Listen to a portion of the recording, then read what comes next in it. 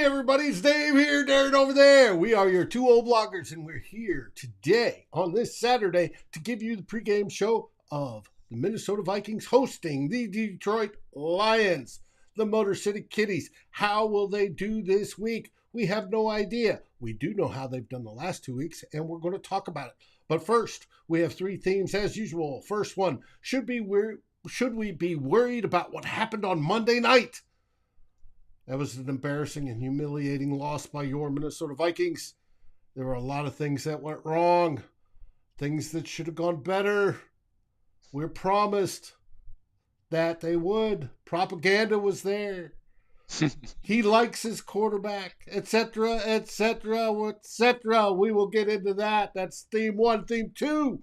What about the class of 2022? How outstanding have they done so far? We've got one starter out of the bunch. He is improving. And so we'll see. We'll talk about the other ones especially too. See how they're doing, because we may see some today. Then, or tomorrow.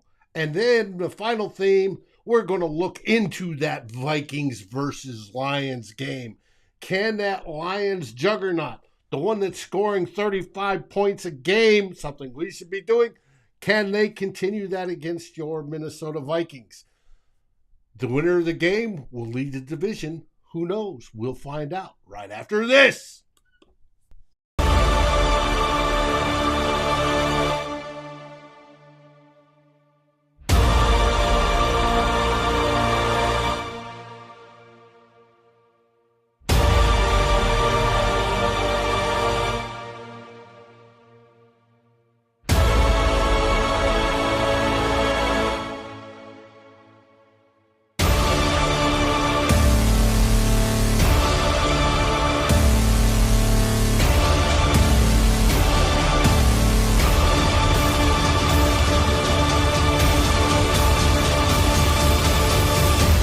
Climb in the Pocket, Daily Norseman, and Lake Monster Brewing presents Two Old Bloggers. Hey everybody, it's Dave here again. Warm, sunny, Central Texas. We're going to about hit 100 degrees today, but not in Yellowknife. How are things up there, Darren? It's cooled off considerably, David. I think we had a little bit of flurries here this morning. Oh. Yeah.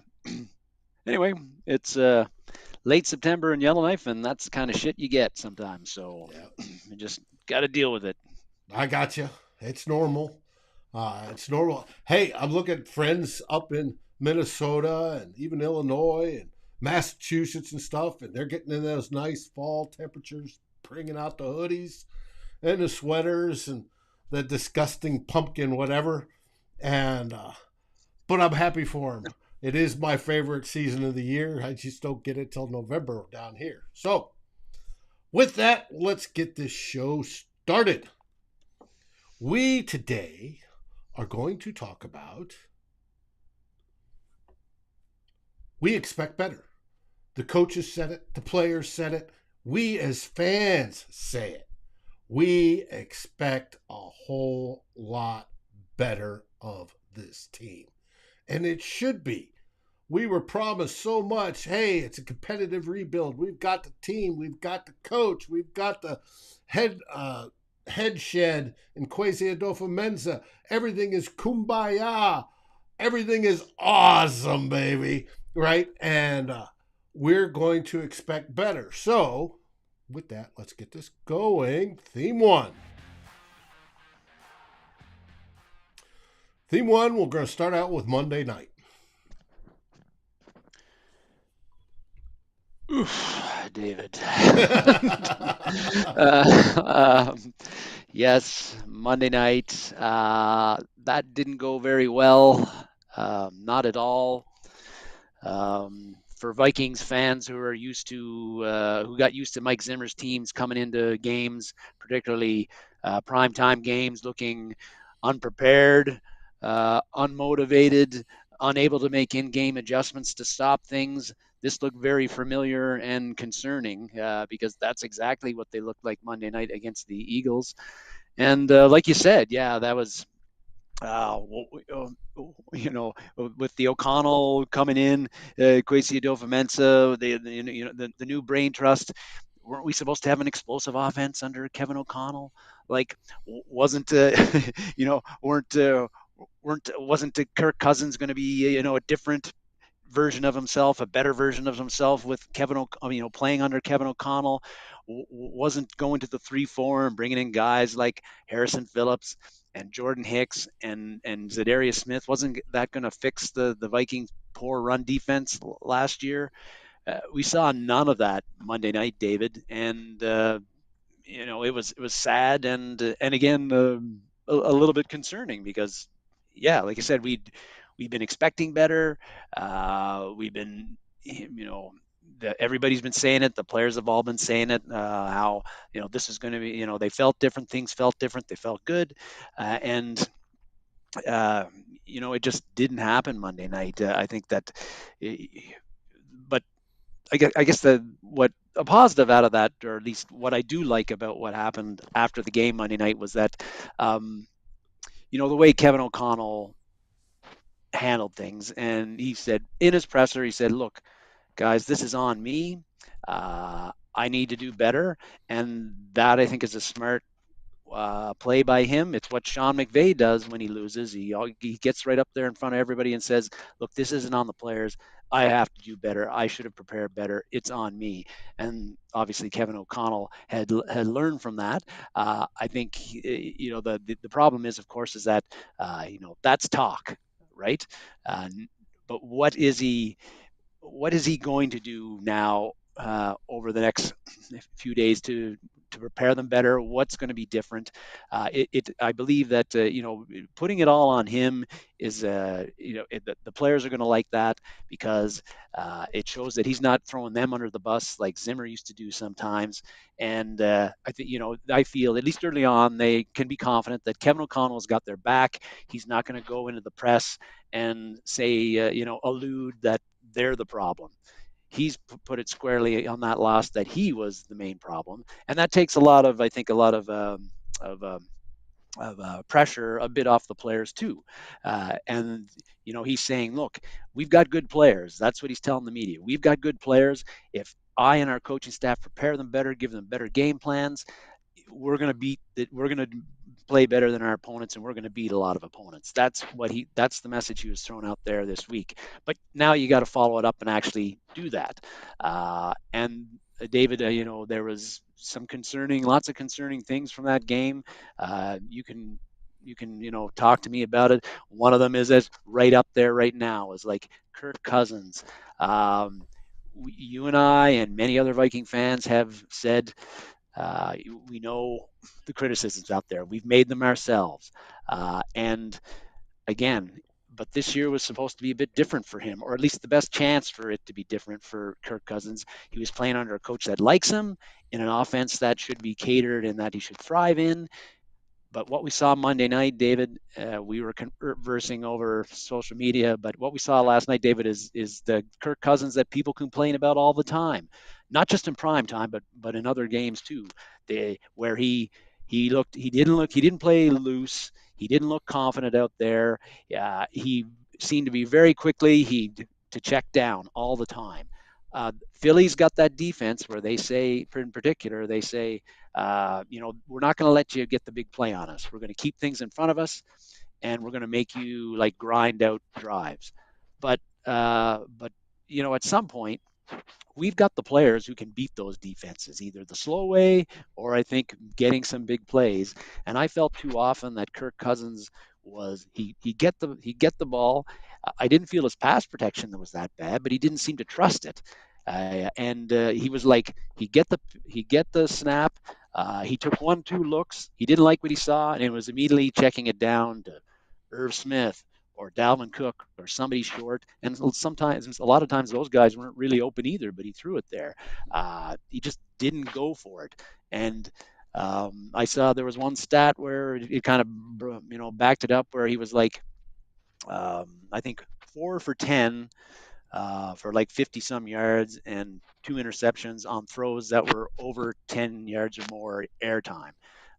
That indicates that he wasn't very successful at all throwing the intermediate to long throws. And this offense, you've got to be able to do that, David. Oh, I agree. And it's not just Kirk.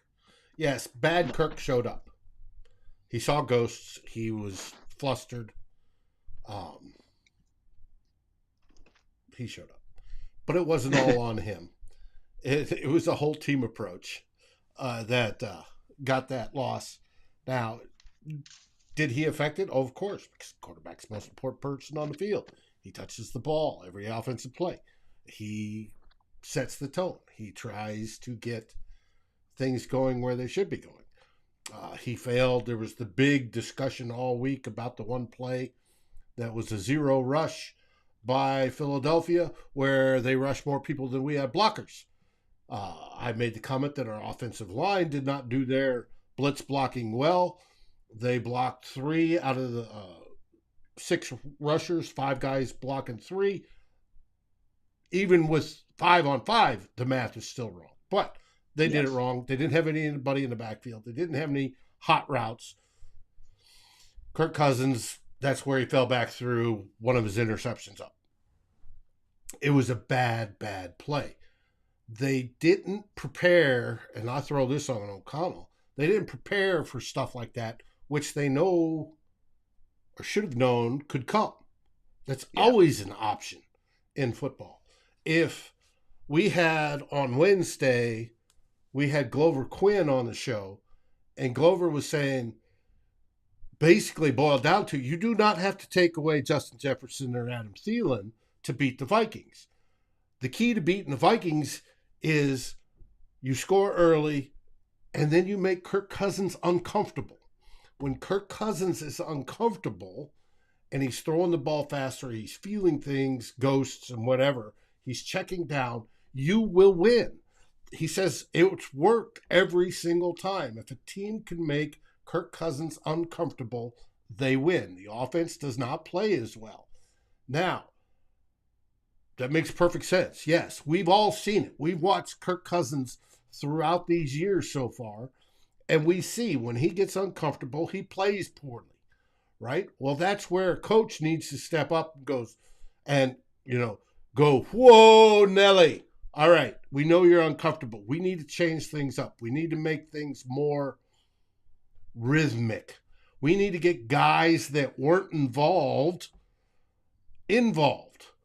Adam Thielen, right, who got the great cardio workout in the first half and didn't see a pass thrown to him once, right? He may be slower than he was 3 years ago, but he still has hands like glue. He is the Chris Carter type in this 3 deep. He can catch a ball thrown to him, no matter where, how, whatever. He can catch a ball. We get to the running game, where we didn't have very much there either. Drew just posted 10 touches.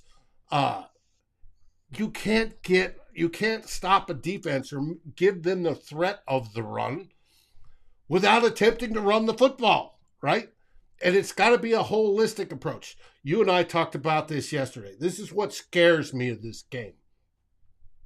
Everybody came in saying, got to push it to Justin Jefferson. We did it in game 1. It's so great. We got to push it to Justin Jefferson. He's got to take on the Cooper Kupp role. We've been hearing that for months, right? We got to push it to Justin Jefferson. It sounds an awful lot like the Randy ratio of Mike Tice, right?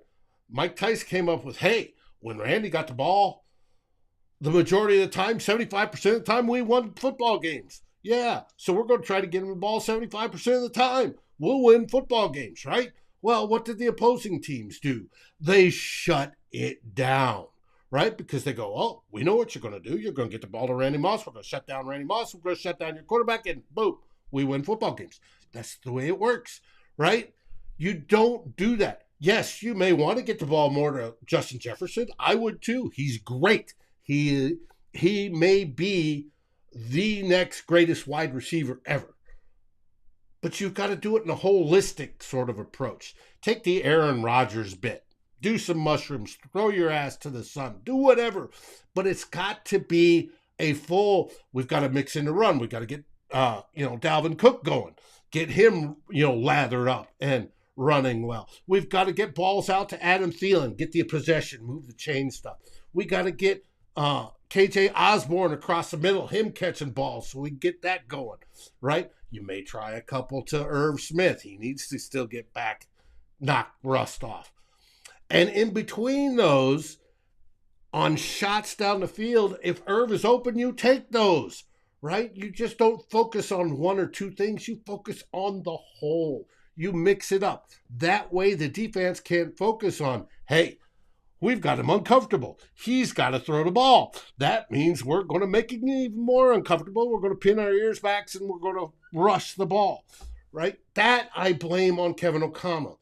Kevin O'Connell's a rookie coach. All right, we'll give him a pass. Kevin, I'm giving you a pass on that game. That game was absolutely horrible, right? But I'm giving you a pass. We'll chalk that up as a mulligan. You've got to learn from it. And believe you me, if you come out every loss and go, oh, that's my fault, that's my fault, that's going to get tired awfully fast. That's right, yeah.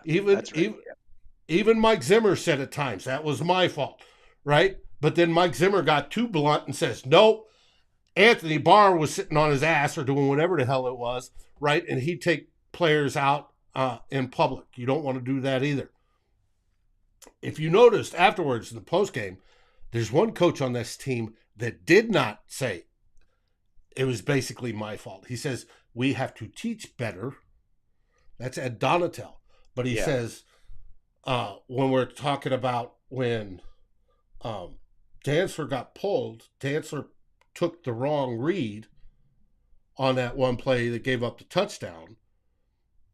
Dantzler didn't comply with his assignment and then got pulled afterwards. It was he said the player failed on his assignment. He didn't pull him. He didn't point him out exactly. He didn't mention him. We all knew it was Dantzler, but he didn't mention Dantzler by name. He says, we've got to teach it so they know their reads better. They know their assignments. So Bynum doing the right thing coming up was doing the right thing. Dantzler should have gone deep, and they would have got it. You keep that. You never criticize somebody in public if you're a coach, right? Like Zimmer did. That was one of Zimmer's faults. Press loved it because, hey, it's fodder. But this is something you don't want to do. Yeah, can you pull him back in the office afterwards and say, hey, or on the sideline and say, hey, Tiny Dantzler, I know you saw the flash and you wanted to break on it, but you gave up the touchdown because you went that way instead of following your guy further downfield. You made the wrong decision, right? And then you teach those. And Ed Donatel's right. You've got to teach those. And he preached. It's going to take time to learn this new offense because they come from Zimmer to the Donatel offense.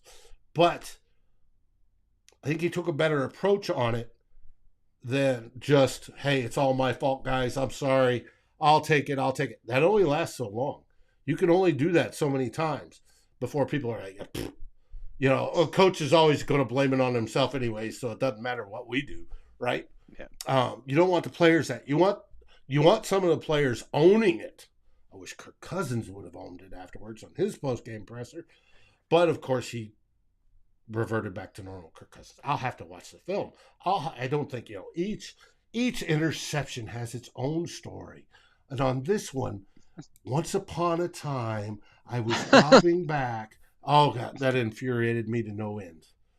But I go off. There's my rant. Well, that's a good rant, David. Yeah, I mean, there's a lot of things that went wrong here. Everybody knows that. Like again, one of those wrong things was you mentioned Ed Donatel. Well, what was Ed Donatel doing? I agreed with the strategy. We talked about it last week about how you don't want to maybe blitzing Jalen Hurts isn't a great idea because Detroit tried it and he burned them bad. So I was all in favor. It's on record of rush 4. Have 7 back, 7 eyes on him, see what happens. It did not work. Not in the first half. Not in the first half. And when it did, adjustments in the second half, and they didn't score any points. But that was not working in the first half. I felt that it was too slow. We did the same thing over and over and over in the first half, and it wasn't working. I don't know why changes weren't made earlier than they were. It's unacceptable on the offensive thing. It's unacceptable for Dalvin Cook to only get 6 rushes and only get 17 yards on those 6 rushes. So that is a more of an offensive line thing, I think, and they've got to do a hell of a much better job opening creases and holes for for Dalvin Cook or Alexander Madison than they did last game. And Here, I've got a quiz here. You talk about Dalvin Cook on the not very many yards. Who said it? And Raymond's got this covered up. But says they both didn't run the ball enough. Well, that's what KOC said after in his presser after the game, and he also talked about how first half only 21 offensive plays.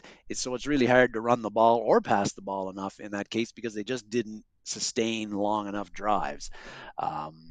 Throughout that whole first half.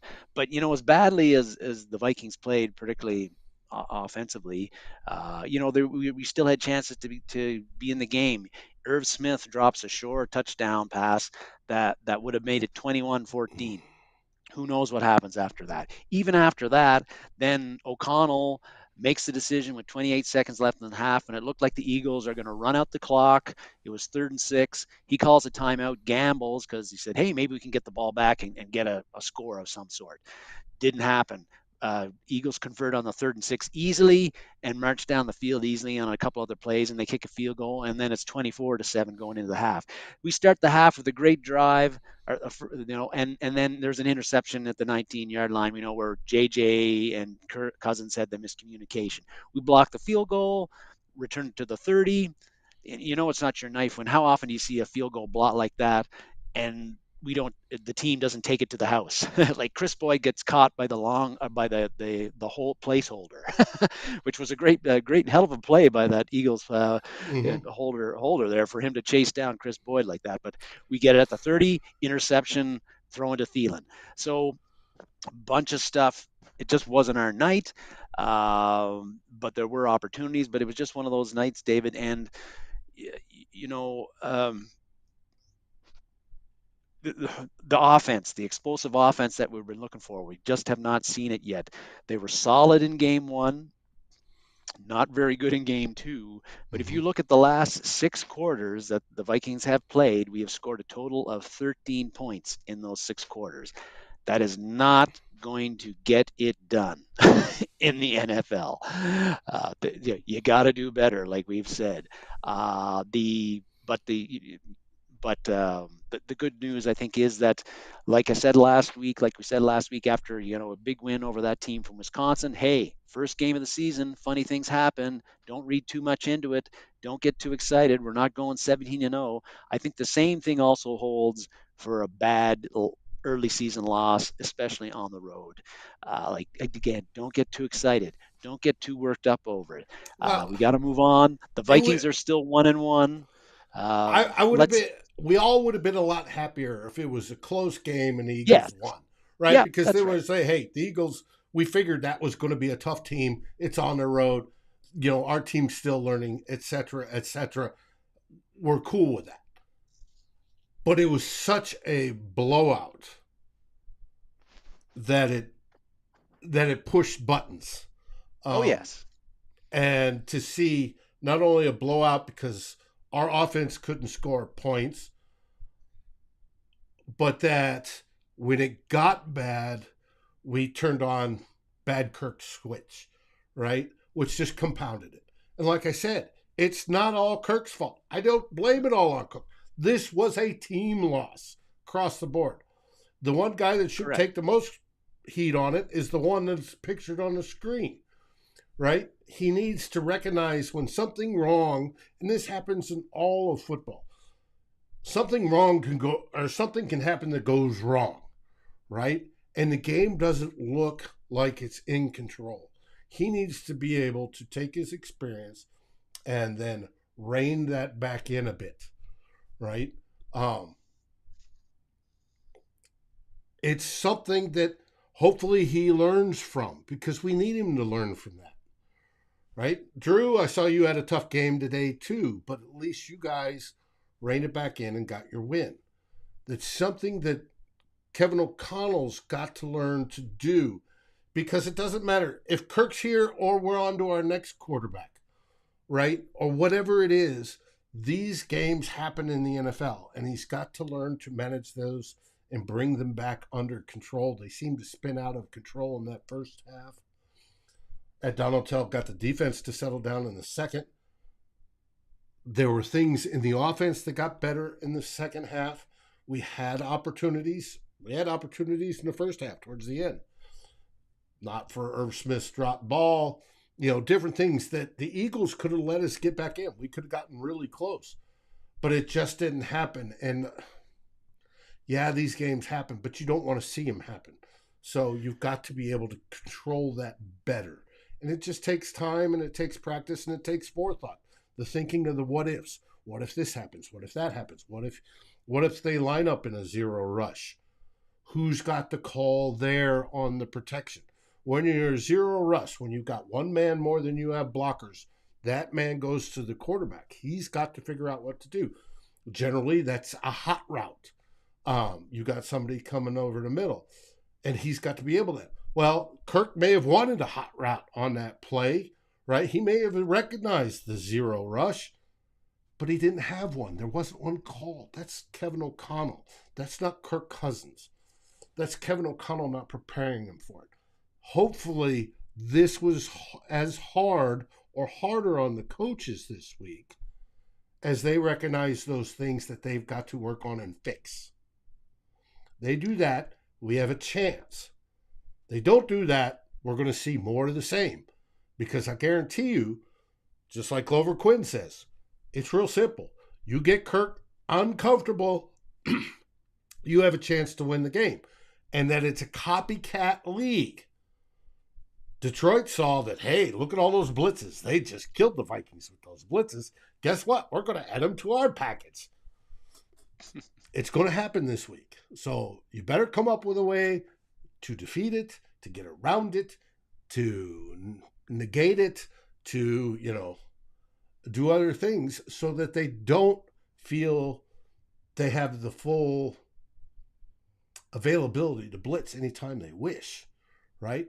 Make them pay for it. If they're going to blitz, make them pay for it. Then they will no longer blitz. Yes. Just looking at getting back to a little bit about what I was trying to get across about not overreacting to a win or a loss in games 1 and 2 of the season. The Vikings got to bounce back. O'Connell's got to have them better prepared. They got to play much better against Detroit. All true. We're still 1-1 though. And if you look at we talked about this in other shows during the year, earlier in the spring, like at the next slate of games that they have. You got the lines coming up: Saints, Bears, Dolphins, Cardinals. None of those teams look like Super Bowl contenders, right, David? If the Vikings play like they did, a lot closer to like they did against that team from Wisconsin, then I think that I think a 5-2, maybe even 6-1, it's still there for them, right? That happens, and then nobody's talking about this loss in Philly anymore. They're talking about the only thing they're talking about is the revenge game in the playoffs. Yeah. So, but you're not going to get there. You're not going to get 5-2, 6-1 playing like you did last Monday night. That's for sure. So they got to move on for it, and they got to be better prepared. And O'Connell has got to, players have to play better, like Mike Zimmer used to say. And but O'Connell and his coaching staff they got to bring their A game too, and they did not bring it on Monday night to any way, shape, or form. Packers played bad and redeemed themselves. They won.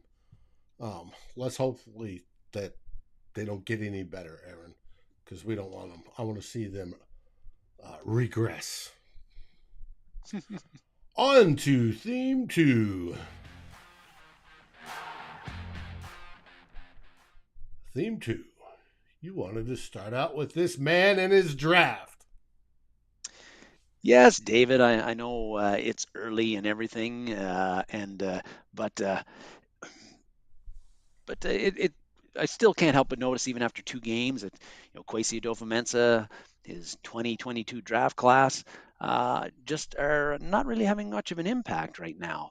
And early, but you gotta bring. I felt like bringing it up. Um, this is something that again, this is Kwesi's first set of his first draft class, his first set of draftees, and people are going to be watching and wondering about the development of those guys and how much they're going to help the Vikings in 2022 and beyond. After 2 games, we're not seeing much. His first pick overall, Lewis Seen, 32nd overall. Um, it was all expected that he'd be one of the starting safety opposite Harrison Smith. That has not happened. He couldn't beat out. He hasn't beat out Cameron Bynum, a fourth rounder from 2021 yet. You're looking at the second round pick, Andrew Booth Jr. Again, he was a guy that he wasn't able to beat out Shannon Sullivan or Cameron Dantzler beat them out for playing time to start the season. Brian Asamoah, he's stuck behind Jordan Hicks and Eric Kendricks on the depth chart right now. That's more anticipated, though. Yes, it is. Correct. Completely. But just pointing out where he is in the pecking order right now. Fourth rounder, Caleb Evans, starting to play a little bit here and there in those first two. He's gotten some time playing a little bit. Coaches seem to have some trust in him. Ed Donatel saying that he's earned more playing time, so that's a positive. And then you've got other guys, Asesi Automeo, hasn't been dressed. Vidarian Lowe hasn't been dressed. Neither has preseason favorite Ty Chandler, not dressed in the first 3 games of the regular season. Now, on the plus side, Ed Ingram, the second rounder, is playing. He earned the starting right guard job. He's got it. We know that he's had some struggles in both games in different areas, but overall, the Viking overall, he is an upgrade even now over Aliudo from last year and Dakota Dozier from the year before. Big time. That is and he's positive. Improving. If you looked at his PFF grades, and I know everybody in PFF grades, he improved from week 1 to week 2, which is good. And then there's a favorite clip that I saw yesterday and then again this morning because I loved it. Nate Tice was the one that posted it, said Ed Ingram blocked the Eagles' big rookie tackle from Georgia. Jordan Davis, 2 gaps down, right? Ed Ingram didn't block him 2 gaps down. He tried to block him into New Jersey from Philadelphia. He literally locked him up and carried him all the way down the line of scrimmage. And it was just like, yeah, baby. It makes me excited, I can tell. That's what I want to see from my guards. And that's what he did. And it's just, yeah, he's going to have problems at times. He's had problems with Pat. He oversets sometimes, and he does some things. He'll learn, but he's doing a whole lot of things very well already, and he's got the power. And if he gets that defender locked on, he does not lose. Just does not lose, and that helps so much. You talked about Oliudo. He didn't get him locked on. The guy went past him, and Oliudo reached around and grabbed. Holding, right? I talked about it last week when the shoulder crosses. Boom, holding. And we know Dakota Dozier couldn't do it. And couldn't do a lot of things. Right. And then there was the kid from Oklahoma that had the attitude but couldn't do it. Yep. And it's just, we've waited so long for a halfway decent guard. Guys, he's a rookie in his second game. He wasn't a first-round pick, and he's already better than the guys we had. Yeah. That is a good thing. That is something to be happy about. And because he's going to get nothing but better over time. And it takes Lyman 3 years. I've showed you the graphs. The normal lineman takes 3 years to get fully up to speed, and then they level out. He's in his first year. Brian O'Neill took time. Darrisaw's taking time, but Darrisaw's good, right? So, my boy Ezra's good, and Ezra's been a beast a few times this season too. He's knocked some people on their ass. And you got Ingram and Ezra, and they like to put people on the ground? Hell yes. That's the type of guards we haven't had in 10 years. I want that. Please. It is good. So Ed Ingram Cameron Gillies, Packers own the Vikings. Yes, Cameron. What happened in week 1? I think that, we digress a little, but that's all right. But right. Appreciate that you're here watching. So Ingram is a real plus. But I think out of all those guys, again, like you were saying, Asamoah, we expected that he would not play much early on, because he'd be stuck behind Kendricks and Hicks, and that his contributions probably would be on special teams for the first year. Hopefully, as the year went on, Ed Donatel figures out ways, either specialized packages, or situations where he can work Asamoah in there. But Asamoah being not contributing that much is not unexpected. Not really unexpected that guys like Ty Chandler and Vidarian Lowe aren't dressing either. Right. But I think the real disappointments, I think, are again Seen and Booth. Those are two guys. Again, the Vikings had a veteran team. We know that they didn't have a whole lot of roster starting spots that were open to rookies going in. But Seen and Booth, even if they couldn't be starters, there was an the Vikings had a need at both the safety and the cornerback position for rookies to come in and make an impact. And I think that your first 2 picks in a draft, a first rounder and your first pick in the second round, they should be expected to, and a lot of times they have to make a positive impact. And so far they haven't. Whether in both guys' cases, injuries has hit them a bit, particularly for Booth. He's about to miss his third game with a quad injury, and Seen had the knee injury that kept him out of the first game. But even when Seen was healthy in the preseason, he was pretty quiet, didn't really make any notable plays. And again, he hasn't been able to beat out Cameron Bynum yet. And I just, I expected more out of those guys. We just haven't seen it yet. And it's way, really early, David, of course, very early days, too early to make a call at all on this draft class 2022, Kwesi Adofo-Mensah's first draft class. But I think that, that draft class is going to be something that a Viking fan like myself, like you, like all other Viking fans are going to be monitoring the impact that the 2022 draft class, Kwesi Adofo-Mensah's first draft class, like the impact that they make on the Vikings. And then at the end of the year, particularly if the Vikings season doesn't go the way we expected, and the 2022 draft class continues to not make much of a positive impact outside of Ed Ingram, I think that's going to chip away a little bit at Viking fans' belief in whether Kwesi Adofo-Mensah is the right guy, because there was we had all kinds of complaints about Rick Spielman and him missing on draft picks, especially early ones.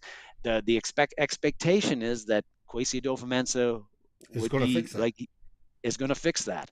And if the draft class is looking after one year that it's not so good, then there's going to be doubts. Draft classes generally need 3 years to develop before you can really evaluate them. And we've seen it through Rick. We've seen it with other teams, right? They won the draft, absolutely fantastic. Then they're horrible. Or we've seen, they lost the draft, and then they come out with 3 Pro Bowlers out of the whole thing, right? It's just, it takes time. Yes, the injuries to not Asamoah, but to Booth, his quad, and you got to remember, quad's like a hammy. If it's what I think the injury is, it's not a bruise. If he's got a quad pulled, that's like pulling your hammy. You're looking at 3 to 4 weeks, easy. And generally, my study of it, if either the hammy or the quad, one is stronger than the other in proportion how they are built on the leg. If one is weaker, It does cause more injuries on that side. If somebody gets a lot of hammy pulls, his quad's too strong. If they get a lot of quad pulls, their hammies stronger, unequally strong versus their quads. They need to balance that out to reduce that. And Lewis Cine, he had the knee aggravation at the beginning. He's coming off. I think with Lewis Cine, you're also getting some of the. He's not quite getting the speed and the assignments down. They said on an interview that he had things simplified for him when he was in the game. I think that's why Josh Metellus is going to get the start come Sunday. But you're going to see Cine play in there. Once Cine starts to get it, once it clicks, right? It's like learning something hard, learning calculus or learning something more advanced.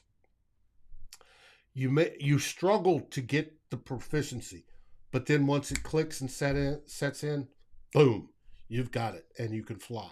And I think with Lewis Cine, that's going to happen. Hopefully sooner than later. Yes. With Booth, hopefully that happens as well.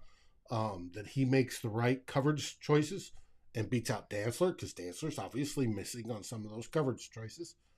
Caleb Evans obviously has demonstrated that he's getting some of those correct coverage assignments. So you hope they take those steps sooner than later. They get healthy and they take those steps. But we'll see Cine on Sunday. Obviously, we won't see Booth because he's already been ruled out for another week. Yes. He told Doogie Wilson this week on a locker room interview, and it's good to see the press guys back in the locker room, that he will be ready for the Saints game. Mm-hmm. He's real close that's what he was indicating to this weekend. And James 06 had asked if Smith, and I'm assuming he means Harrison Smith, had been ruled out for Sunday, and yes, he has. Yes, he is not playing. So and we'll get to that when we get to theme 3. We'll go over the injury report. Mm-hmm. Well, hey, I want to tell Kwesi, stick to it, get better. We trust in your system. You just got to tweak it, make sure it's right. Now it's on to my favorite time of the show. Talking about beer. Drew asked me what I was drinking. I am drinking St. Arnold, who happens to be the patron saint of beer. It's called Double Down. Really? It's an IPA. It's a 9.2% IPA brewed up in Dallas. Why do I drink a relatively locally brewed here in Texas beer? Because I don't have access on a regular basis to Lake Monster. I wish I did. Absolutely, guys. I wish I did. They make fantastic beer. Matt sent me a care package, and it was absolutely wonderful. This week, they have coming out again their 2022 version of Lunatic Fresh Ale. They've got a whole batch of hops in here over the last few weeks. And hops is a flower, believe it or not, even though it's green, it's a flower that they use to flavor beer with, right? And you can see Matt's hand hooking up a bunch. And if you ever get a chance to hold hops in your hand, squeeze it together and smell, it's just absolutely wonderful. Well, Lunatic's one of their favorite all-time beers for their patrons. I suggest you go try some. It is absolutely outstanding from what I'm being told.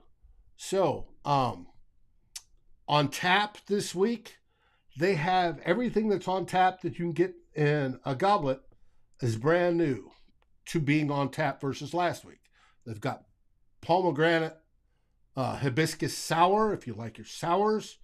You have Lunatic up there, 6.2. It's an IPA. It's good. This one I'm intrigued about, the Golden Lotus. Talk about a holistic approach. The Aaron Rodgers type deal. You can imagine sitting, a lotus flower in a pond and Buddhism and all works, and it's absolutely wonderful. It's 8.2 ABV, right? So you're getting very economic drinking. The less you drink, it's not like drinking a Bud Light where it's going to take 3 of them to roughly be equivalent to what you just drank in that Golden Lotus. And I guarantee you that Golden Lotus probably tastes outstanding. And then they brought oatmeal stout back onto the pulls so you can have a fresh one there. And again, down there in Cairns, it's Oktoberfest season.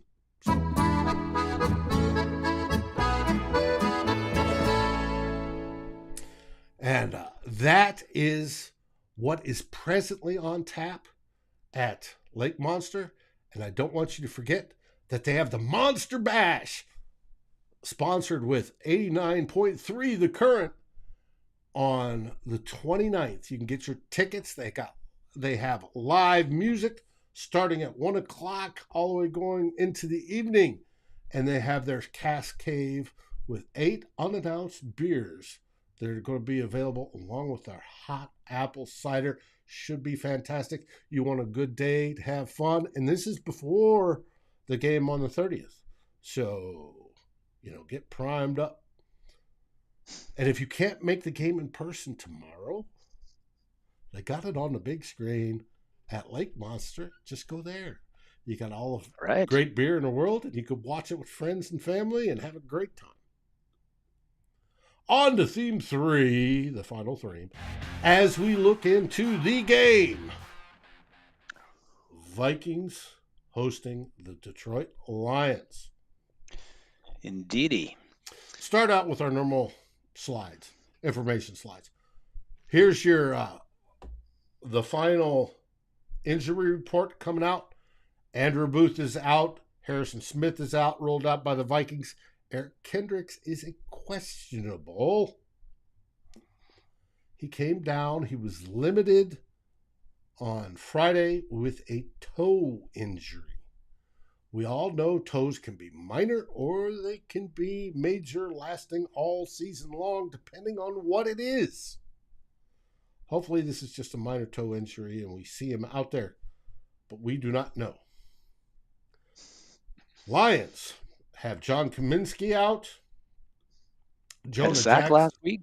Yep. Jonah Jackson, their guard, out, which should help rushing. TJ Hawkinson is questionable. Aiden Hutchinson, their new rookie defensive end, is questionable. Frank Ragnow, the great center, is questionable. But one of the local podcast guys I've listened to talk to his sister. He plans on playing. He got the entire family tickets. They're going to be there. Expect Ragnar to play. And DeAndre Swift is also on there as questionable. It's going to have to take an awful lot to get him out of the game. It'd be nice, but we'll see. Offense versus defense. Folks, this is a small sample size. We're only talking 2 games. And that was not the one I wanted to delete.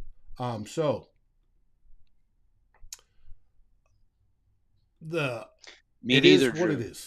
The everything in the Vikings stats went down because of Monday night's game. Yeah. Surprise, surprise. Mm-hmm. They played like shit. Mm-hmm.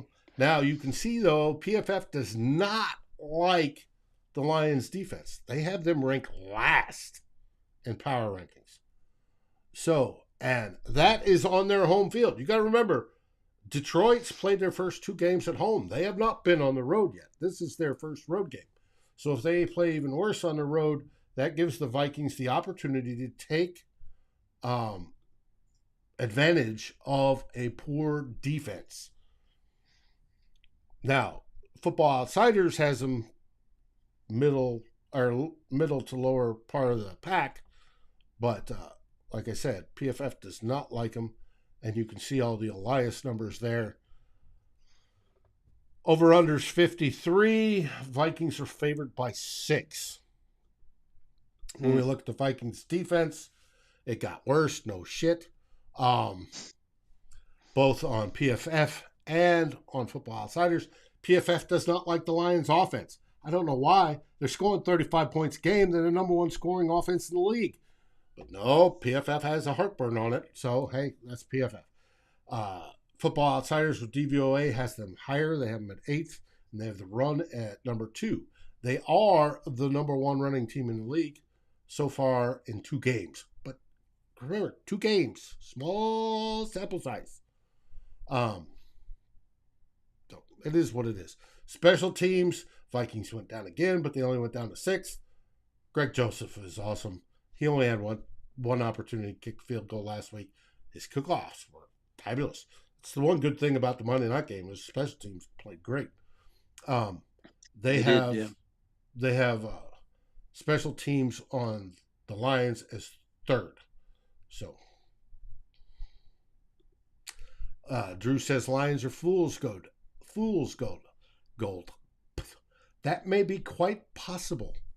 I'll put that up. Are they getting their fans all psyched up just to dash their hopes, shake their heads like a normal Lions team? Right? Could be. Could be, yeah. Like it used to be, David, when the Vikings needed a get right game.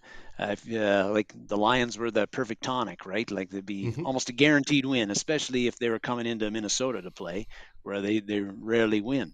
But this year, maybe not so much, right? Like the Lions look like an much improved team under Dan Campbell in his second year, at least offensively in particular, than they were last year when they've already won one game after 2 games this year. Last year took them till week 13 when they beat the Vikings to Mm-hmm. get their first win of the season.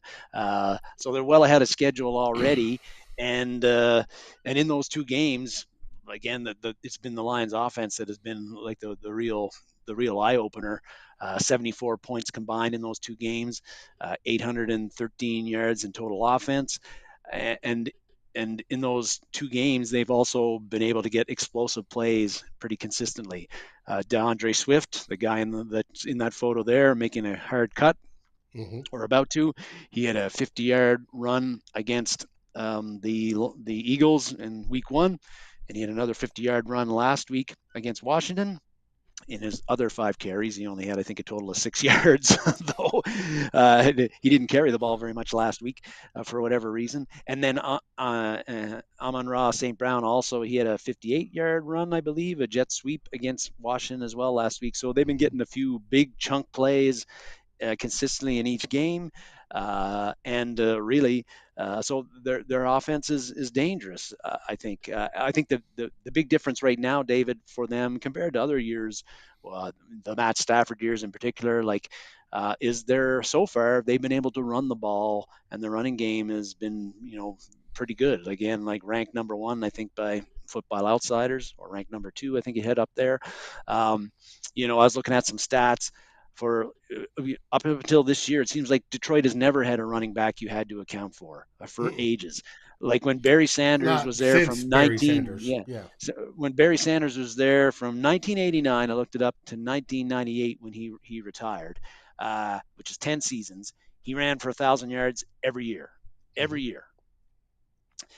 Since then, which is 24 seasons, since Sanders retired, Detroit has only had 4 players rush for 1,000 yards in 24 seasons. You have 4. Reggie Bush was one of them.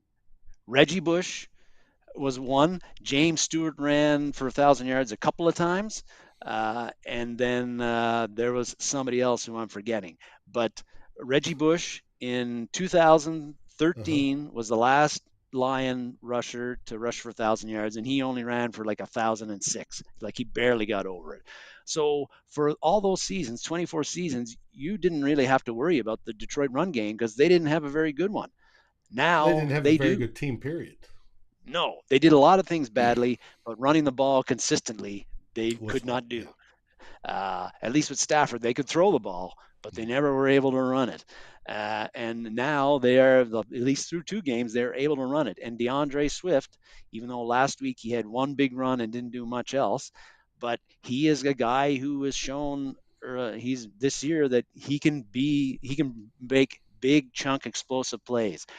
He looks like he is the running back that they've been looking for since they got rid of Barry Sanders. Not that he is Barry Sanders, not even close, but he looks like a pretty good running back, one that you got to account for, one that can go for 100 plus yards on you. And so with the Detroit offensive line, which looks pretty good.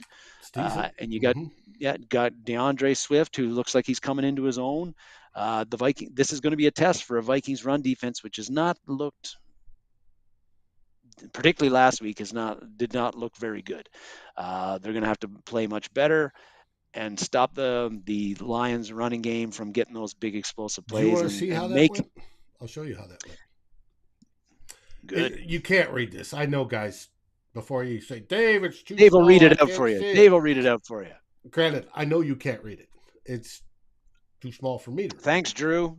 But you had pointed out the three guys that you had hoped would fix it, being Harrison Phillips, Jordan Hicks, Zadarius Smith, and Jordan Hicks. Well, Harrison Phillips is the top yellow one. He's doing okay. Zadarius Smith is the middle guy. He's not doing so great against the run. Zadarius Smith does good against pass, but we're talking rushing defense. And then you get down there on the bottom one,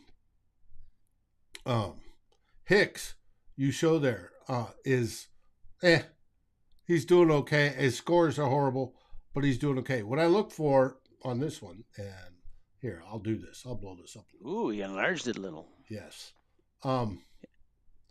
We look here. Let's see if I can get it even bigger.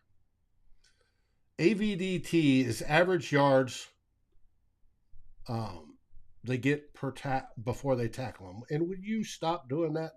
Sorry, guys. My scroll bar controls is not working the way it's supposed to.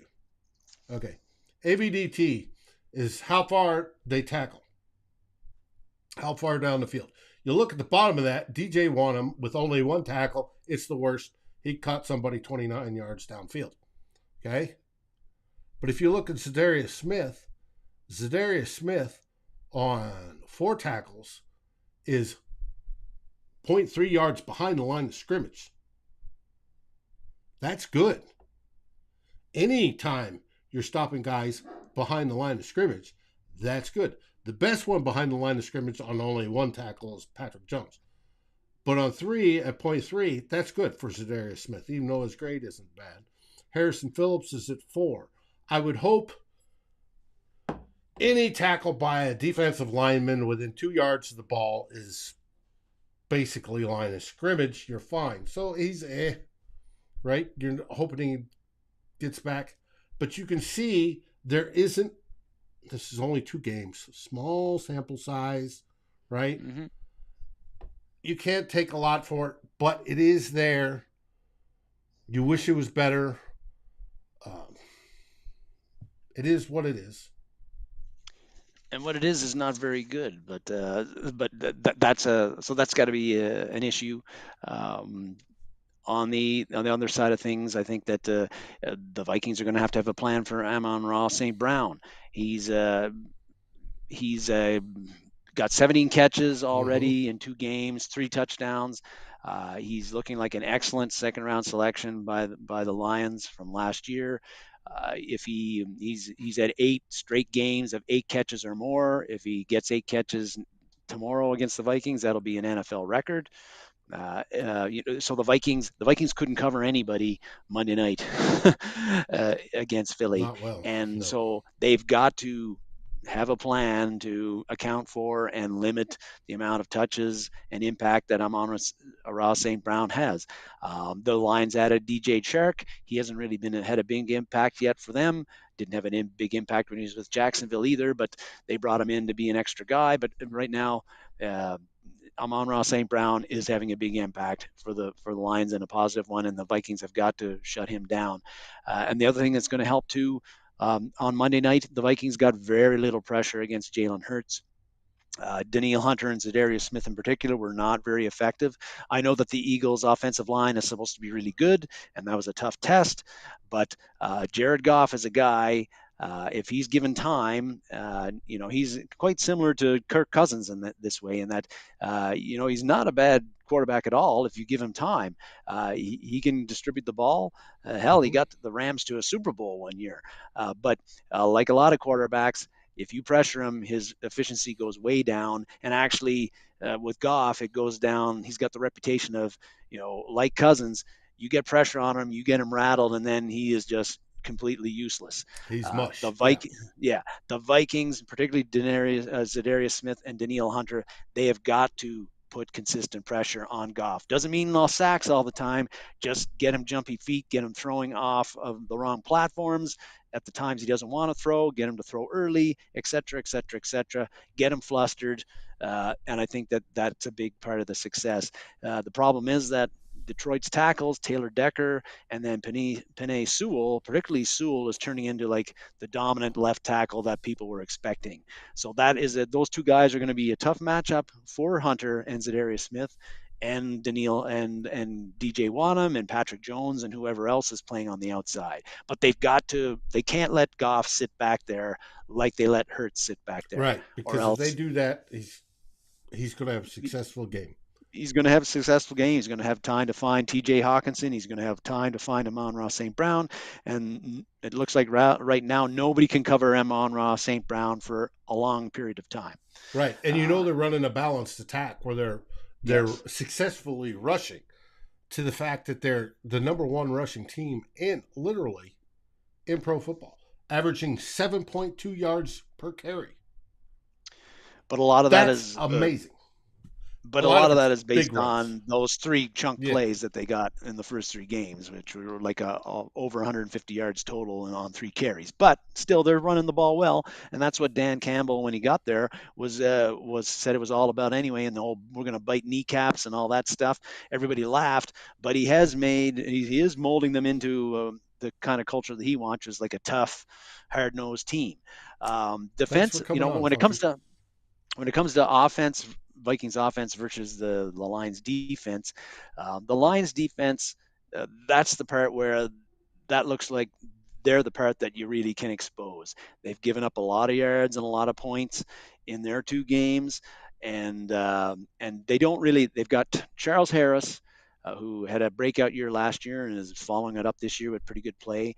And they got Aiden Hutchinson, who had 3 sacks last week against Washington, and he looks like the real deal already. Hopefully he doesn't play on Sunday, but I'm betting he does. But if Hutchinson is going to be a problem if he plays, I do feel good about Brian O'Neill and Christian Darrisaw Mm-hmm. on the tackles. I think they can handle those guys and neutralize them to a good degree. But overall, the Lions defense is a defense that I don't feel they have a lot of players who are not high level, high impact players. They've got to still have a lot of talent they need to acquire there, and you can move the ball on them and you can score on them. And the Vikings offense has the talent where they should be able to move the ball on this Lions defense. And what I do feel good about, even though the Vikings have not had the explosive offense that we've been looking for yet, um, Kirk Cousins and Dalvin Cook had some of probably two of the poorest games I've seen them have as Vikings last week against the Eagles. But if you look like Cousins in particular, his numbers against the Lions are ridiculous. So are Cooks.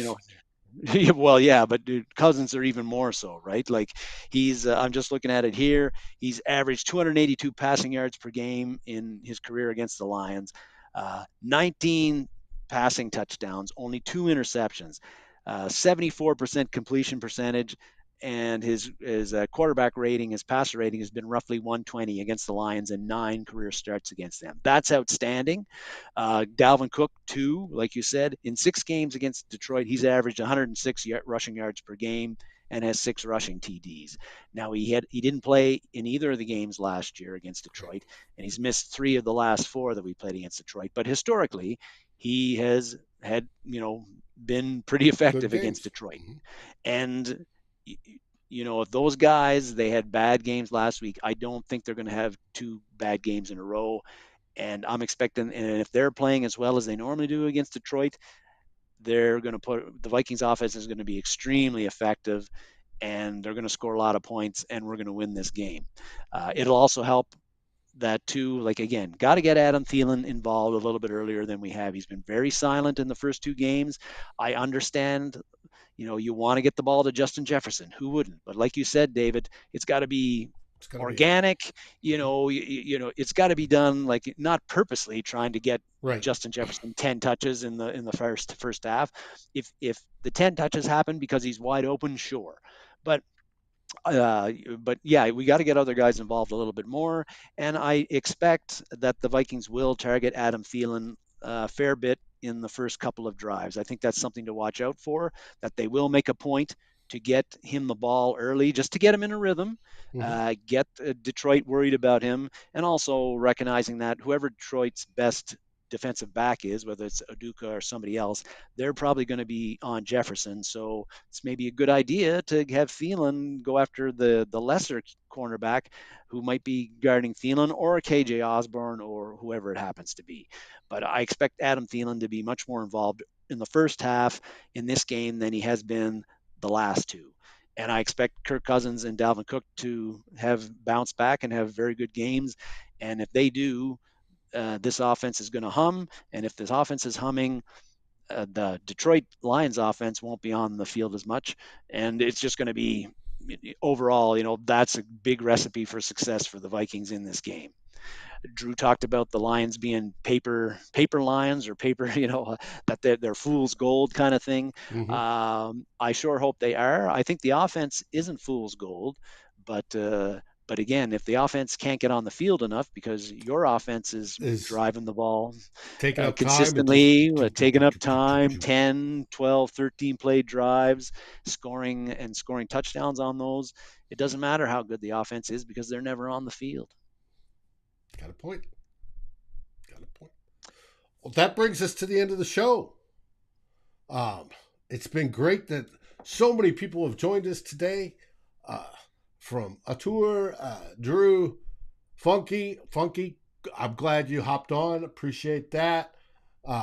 Musashi, the young kid Cameron Gillis from the Saints. He's getting an early start. Wait till next week, Cameron, and then we'll really get into it. Jonathan, Too Evil to Hope. Who are some of the other great ones that joined today? We missed Mary. I haven't seen Mary on there. Chad. She was on here. Mary was on here. Okay. Yeah. And James, you guys all rock. As normal. Thanks for stopping in. We appreciate it, and we would love for you to like, subscribe, and ring the bell. It's what moves us up, gets us subscribers, keeps us bumping up so that more of you can see us organically via the wonderful algorithm of YouTube. It does help, and we do appreciate it. Also, by tomorrow morning, you'll have up the podcast of this. Then again, there, like and rate us on your favorite aggregator. Leave a remark that helps other fans catch us and see, and it makes it happen. So we can grow and get out to more of you. We've got some great things coming up in the near future. Just stay tuned. It's going to be fun. Tomorrow, of course, we have the game. And at the 2-minute warning, we go live with the final score. And it's going to be fun. Skull Purple Haze. Mm-hmm. Darren, any last words? Do we each want to give our prediction on the game? I think that's probably the way to wrap things up. Oh, you can. I gave mine on Wednesday, and I don't want to repeat it. Okay, yeah. Well,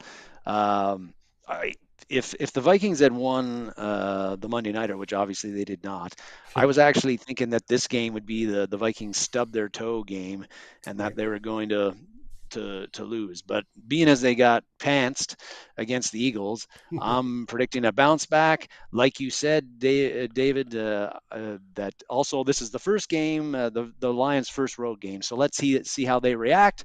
I'm going Vikings 27, Lions 24. I called Lions 34-31. Okay. I hope I'm wrong. Well, I hope you're wrong. Yes. I hope I'm wrong. Hey, last year I went a whole bunch against calling against the Vikings, and they won each one of them. I hope that's the case this year. But no, it could go either way. It depends.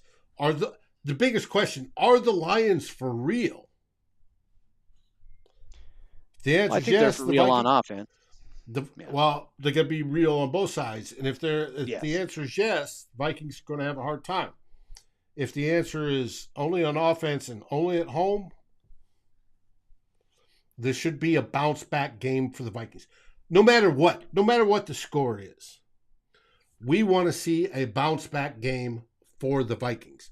We want them take it as, like the rookies that we're talking about starting. Ed Ingram's gotten better from game 1 to game 2, right? We're going to see more rookies today. We want to see the coaches and the system get better from week 2 to week 3.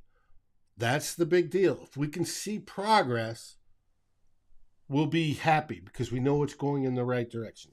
Do we want to win? Hell yes, we want to win. Do we think we can win? Hell yes, we think we can win. Are the Lions a fraud? We'll find out. Detroit fans have dealt with that for 5 decades now. So we'll see. But until then, what do we say? We say, Skol Vikings! Skol Vikings! Wrong button.